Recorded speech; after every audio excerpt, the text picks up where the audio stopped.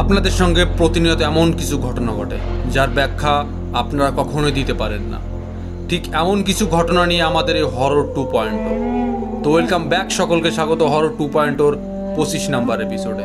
সঙ্গে ভয়েসে আমি আছি সৌমিক। আজকের ঘটনা পাঠিয়েছে নিয়াজ। তো চলো তার ঘটনাটি পড়া যাক। দাদা কেমন আছেন?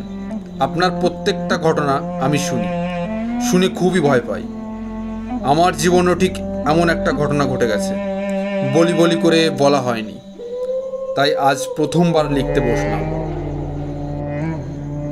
আমরা সপরিবার ঢাকায় থাকি। বেগমগঞ্জ আমার দাদুর বাড়ি। খুব ছোটবেলার ঘটনা এটা। আমি তখন 2তে পড়ি। সেবার ঈদের ছুটিতে সবাই দাদু বাড়িতে গিয়েছিলাম। আমার দাদি অনেক কাজের লোক ছিলেন। আমার নানি 5 ওয়াক্ত নামাজ পড়েন। ধর্ম বিষয়ে তার অনেক জ্ঞান রয়েছে। দাদুর বাড়িতে আমরা খুব কমই যেতাম, বছরে 2 থেকে 3 বার। তখন ছিল বর্ষাকাল। সকাল থেকে টুপটাপ বৃষ্টি ঝরছে। আমরা দাদু বাড়িতে পৌঁছালাম তখন প্রায় বিকাল গড়িয়ে সন্ধ্যা। আমার দাদু বাড়িতে বিশাল একটা তেঁতুল গাছ ছিল। গাছটি অনেক পুরানো। গাছের গোড়াটা বাঁধানো ছিল। তেঁতুল খাওয়ার খুবই শখ ছিল আমার। দাদু বাড়ি গিয়েই বায়না ধরলাম তেঁতুল পেড়ে দিতে হবে, কিন্তু দাদির কড়া নির্দেশ, সন্ধ্যার পর যেন কেউ তেঁতুল তলায় না যায়। দেখলাম সন্ধ্যার সময় প্রদীপ জ্বালানো হলো সেই তেঁতুল গাছের নিচে। দেখেই ছোটবেলার মন যায় একটু খেলাধুলা করি, কিন্তু দাদির কড়া নির্দেশ, তাই সেখানে আর যাওয়া হয়নি। সকাল সকাল সবাই ঘুমিয়ে পড়লাম। ঘুমের মাঝে খুব আজব স্বপ্ন দেখলাম। সকালে উঠে আশেপাশে আমার বয়সী সকল ছেলেমেয়ে আসে আমাদের বাড়িতে। সবাই মিলে খেলাধুলা করি, খুব মন মস্তি করি।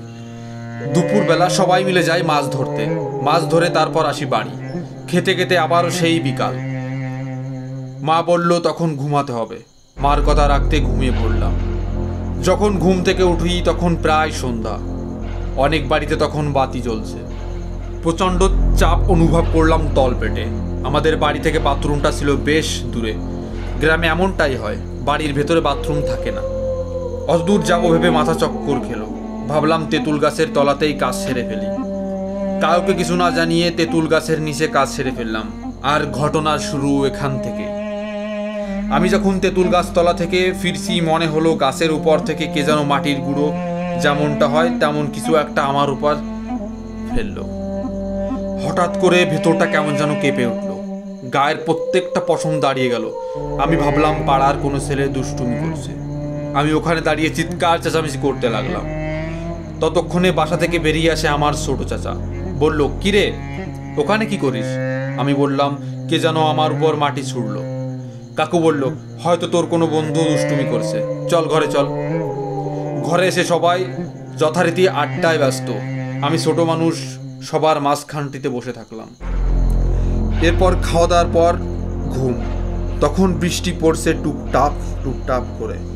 হঠাৎ করে কেমন জানি আবার শরীরটা গরম হতে লাগলো।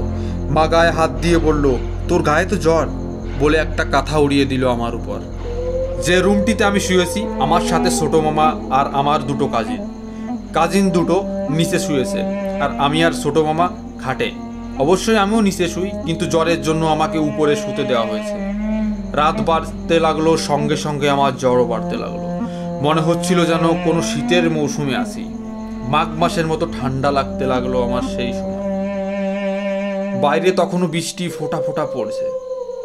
রাত তখন প্রায় 12টা, তারও বেশি হতে পারে।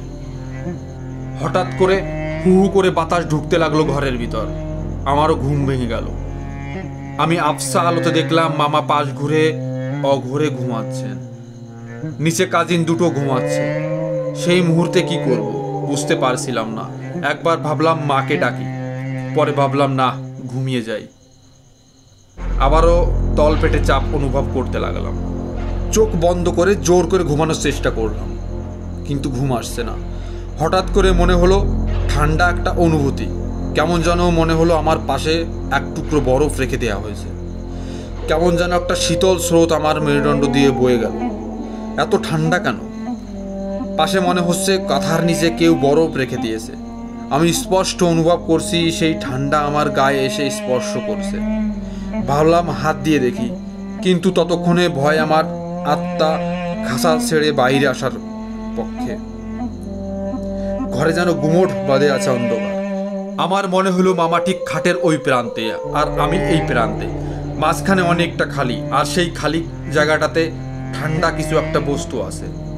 যত সময় যাচ্ছে আমার ভিতরে যেন ভয় বাসা বাঁধে নিচ্ছে। হঠাৎ করে সেই শীতল ঠান্ডা বস্তুটি নড়াচড়া করে উঠল। বস্তুটি নড়তে নড়তে আমার পায়ের কাছে চলে আসে। শীতল একটা বাতাস আমার পায়ে এসে লাগতে লাগলো। ধীরে ধীরে মনে হচ্ছে আমার পাটা ঠান্ডা হয়ে যাচ্ছে। সেই বস্তুটি আস্তে আস্তে আমার পা স্পর্শ করতে লাগলো। নিজেকে আর ধরে রাখতে পারলাম না। এক হোঁচকা টানে সরিয়ে ফেললাম কাঁথাটা। তারপর যা দেখলাম আমি আজও তা ভুলতে পারিনি। দেখি ফুটফুটে একটা বাচ্চা ঢাপ ঢাপ করে তাকিয়ে আছে আমার দিকে। সাদা সেই ছেলেটার চোখ, রাগ হিংসা এমন খোলা চোখ আমি আগে কখনো দেখিনি। ছোট্ট একটা বাচ্চা, তার শরীরটা একেবারেই সাদা। সেই সাদা খোলাটে চোখ দিয়ে তাকিয়ে আছে আমার দিকে। মনে হচ্ছে কোনো সময় ঝাঁপিয়ে পড়বে আমার উপর। ভয় তখন আমি চিৎকার করে উঠি, কিন্তু তখন আমার গলা দিয়ে কোনো সুরই বেরোচ্ছিল না। তারপর আমার কিছুই মনে নেই।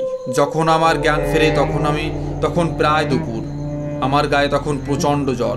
ডাক্তার এসে গেছে, অনেক ওষুধপত্র দেওয়া হলো, কিন্তু তাতে কোনো কাজই হচ্ছে না।